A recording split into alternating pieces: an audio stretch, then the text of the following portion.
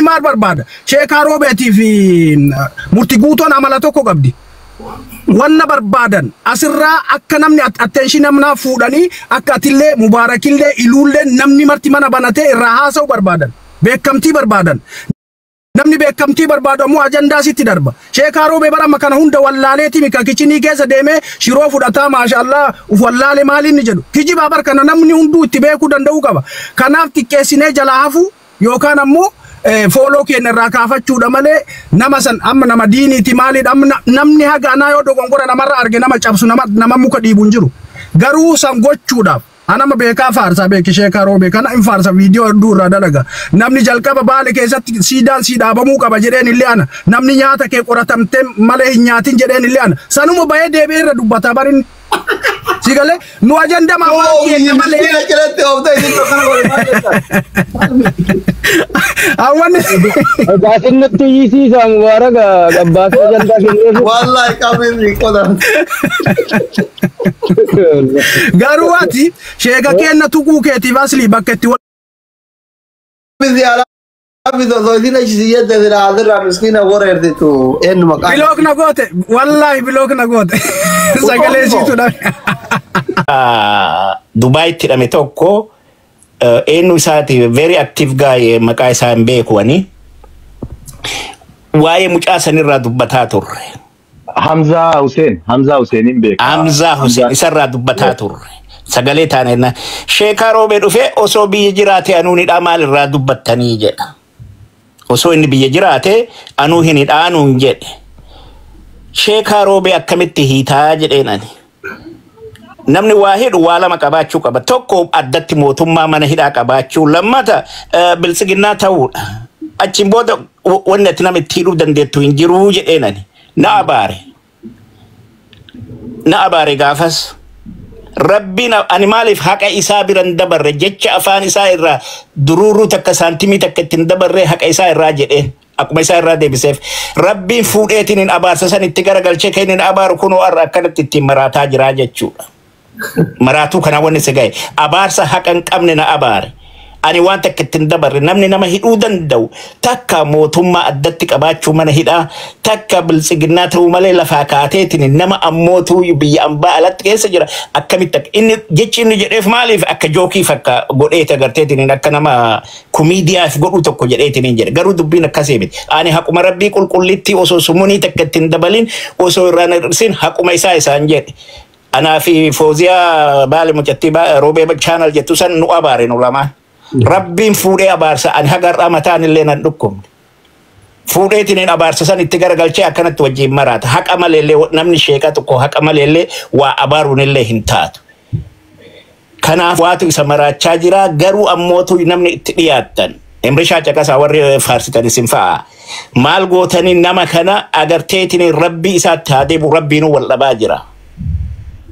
Yoo mootummaan kunillee ar'atummaa ta'e uummata akka rakkinni hin jiru. Namu wanno jedheetiin hojjetaa jira kanaafuu bilisiginnaalee yoo ta'e rakkinnaa miti. Garuu ammootu rakkoo miti mootummaa ta'uu isaatirra. Inni yuuzii godhu uummata irratti wannoo miti ana irra sheekaa roobeetii miti maqaa haaraa wallee baasee fi gadi bu'aa sheekaa hoofee jedhaanan. Kaatan taayamanii sana. No problem. Ya anillee faarsee bulaadha. Dursa asli ati waan hin taane nu goote.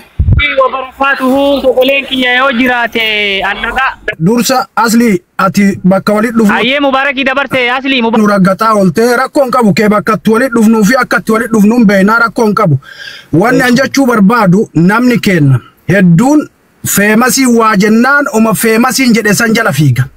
Ati yoo osoo atama faarsite osoo atama sheekaa roobee kana illim gootee faarsite warri ol duudee fi warri jara jirullee sheekaa kiingedha.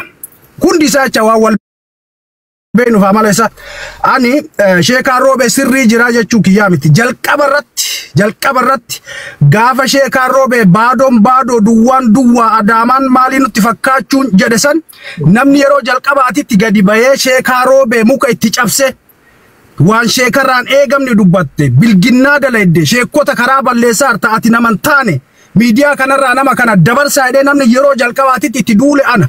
Hundi namaa komantii nama raachee akkami ustaaza tuuta akkami sheeka tuuta akkami nama quraana beeku jedhanii hundi isaanitti ka'ee viidiyoo san riippoorti godhanii yeroo sadii irraa buusanii viidiyoo lama moo sadii irra dalage waan san irratti.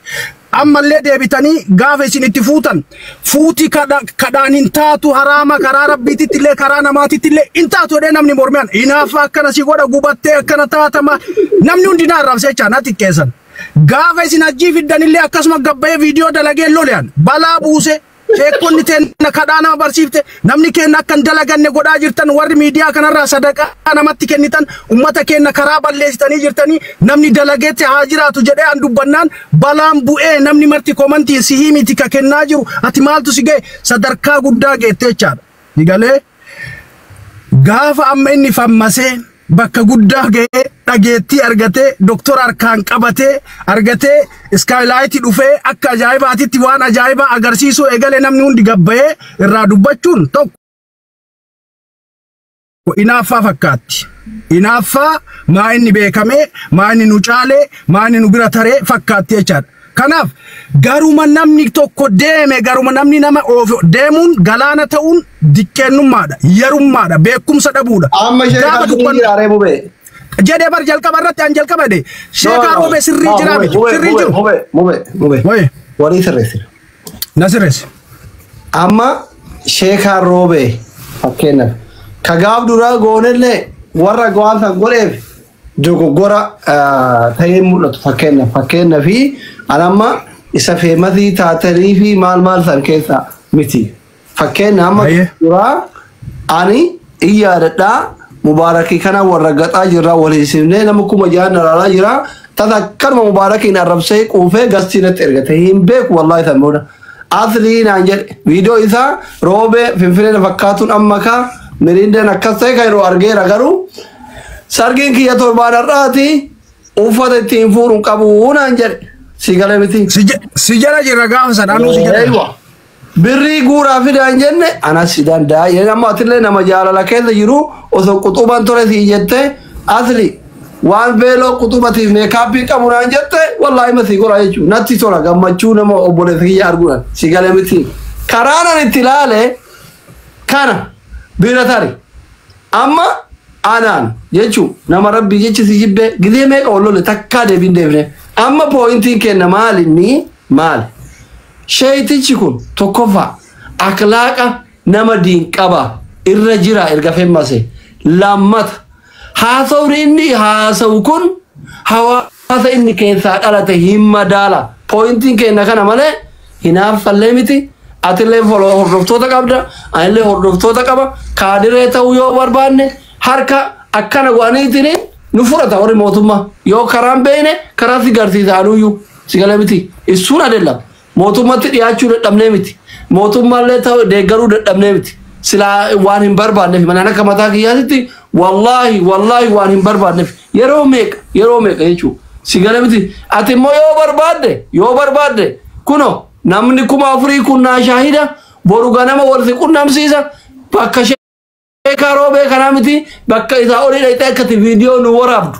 Yoo feete akka sheekaa roobee galata kenna wallaan kanallee yoo wallaalte ani karaa si qabsiisuu danda'a jechuudha. Inda baba akka kiyyatti mo'an isallee mootummallee hin deeggaru warra bosonallee hin deeggaru warra kaayillee hin deeggaru girri sabaa wajjin asirra harkadha waan ta'eef kanan na tamacha'eef namuu karaa hubatne. Amma pooyintiin kenna karaan sheekaa roobee irra jiru kun dhuguma akhlaaqni isaa kun akhlaaqa hawaasa inni keessaa dhalatee hin fakkaata. Sifa nama diin hin qaba. Waan jedhurraa haasayaa jirra waan karaa dhaabbadhu deebisii hinaafame. Tole barkanuma jedheeni. Ani dhufaatiin maan isaatu akkaataan inni itti dhufeyyuu sirrii akkan ta'in jalqabumarraa waan amma isinii ife kuni ana jalqaba naa ife itti duulaa turee jedhe.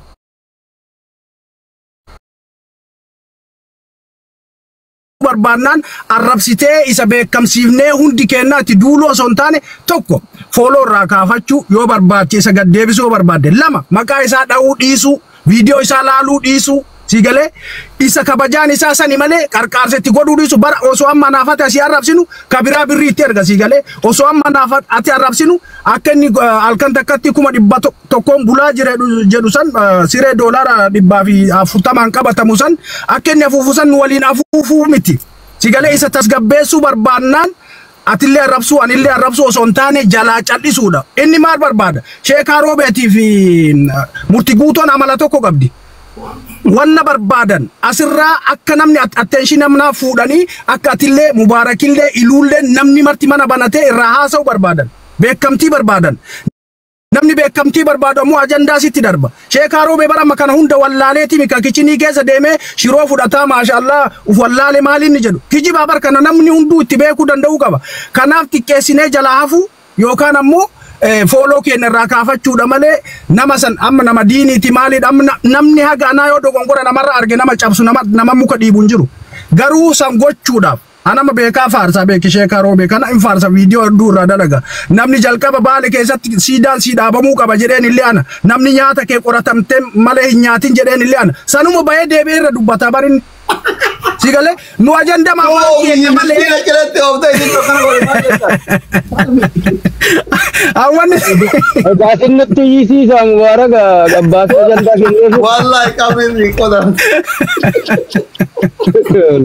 garuu ati sheega kenna tuquu keetiif asli bakka itti